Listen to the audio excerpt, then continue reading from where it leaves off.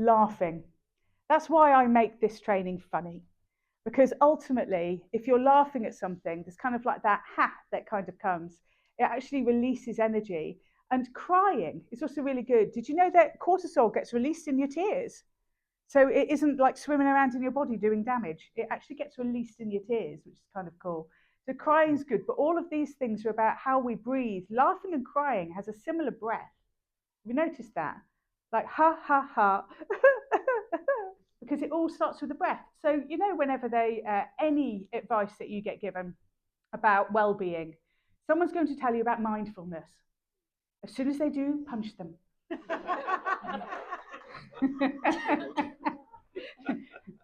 Because it's like, yes, that's lovely. Have you tried being in my head?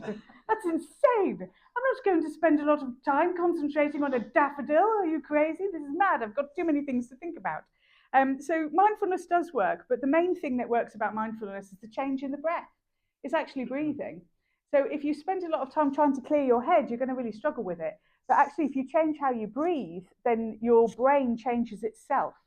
So the minute we get like hyper about something, our breath speeds up, doesn't it? We speed up. And there's a useful reason for that. We need oxygen in the body so we can beat the heck out of somebody we don't like or run away from them if they're bigger than us.